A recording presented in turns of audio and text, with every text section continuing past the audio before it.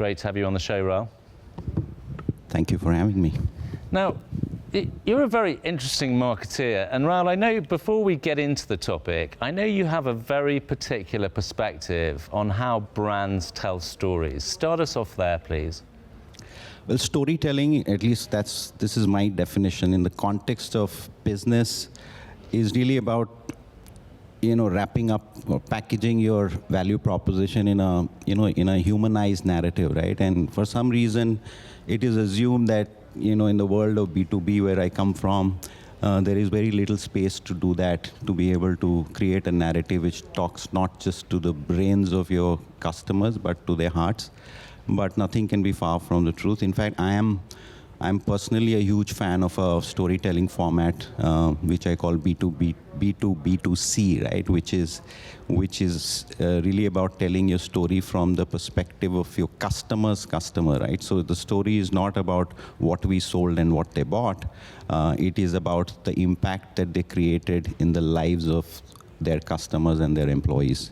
And really proud of a piece of work that our team created about 2 years back when SAP was completing 25 years of its inception in India, where we used this B2B2C format, and we looked at the changes that have happened in India in the previous 25 years, and it was just incredible to see the transformational change that had happened in sector after sector, right? So if you look at automotive, power utilities,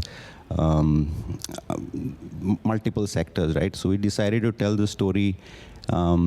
Let's say if you pick up automotive, right? In 1996, there were probably 2 car brands in India, and now the whole world is here.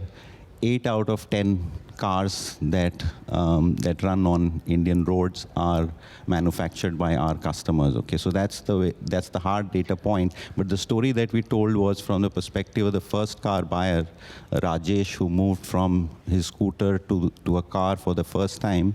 We were there, right? So that's storytelling from the point of view of your customers. In fact, even today, our storytelling narratives are built on 2 broad pillars, right? One is sustainability, of course, and the other is customer success. We'll get on sustainability. I'm going to push back a bit on you, Rahul, because we've met many marketeers who are B2B that will say it's all about enabling stories. But are your consumers buying that? It's all very well telling these stories, but are your consumers buying into these brand stories? Yeah, I mean, if you look at our business in the last, let's say, 3 or 4 or 5 years, I think the success that you've seen in markets like India is a testimony to the fact that those stories work. And as technology is becoming more and more commoditized, I think storytelling or differentiated storytelling is very, very important to be able to create a different position for yourself. Well, and being in the market for 25 years, congratulations, by the way, gives you an advantage, right? More years, more stories. Absolutely. I mean, globally, of course, SAP is 50 years old. In India, we are about 27 years. I love it. It's a bit like the Queen, who has an official birthday and a real birthday. But let's get into sustainability. Pushback number 2, Rahul. Big tech businesses that have been around a long time. The skepticism lies in these fellows are now all talking a sustainability game, but they weren't like that 50 years ago. How do you tell authentic stories, Rahul? Well, sustainability, to start with, for us, is not a brand narrative, okay? It is actually embedded in everything that we do. Yeah, it's not a story. It's not a story. Right. But having said that,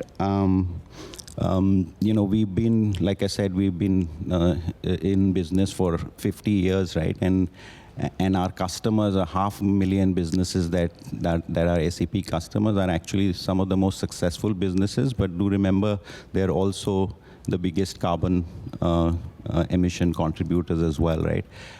So that gives us that ability. I mean, it's a natural progression for SAP because we've been in the business of improving processes for all of these customers. So for us to take those solutions to the market is one part of our story, which means our sustainability solutions, which fit into that entire portfolio, is one approach.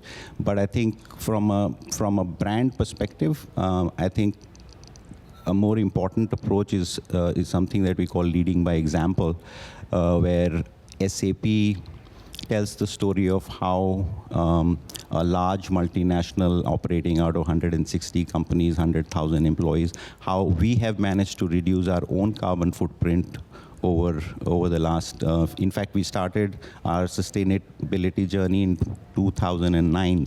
So it's been 15 years, and for each of those 15 years, we've topped the Dow Jones Sustainability Index in our business category. And also, we are going to become carbon neutral in 2023, 2 years ahead of time. And by 2030, we intend to be net zero. Well, that's awesome. And listening to you, it's really interesting because as an enabling brand, these sustainability stories not only inspire your downstream clients, but they also, of course, inspire other big businesses who may or may not be your clients. Rahul, you've been a fantastic guest on this show. Thank you so much. Thank you, Jasper. My pleasure.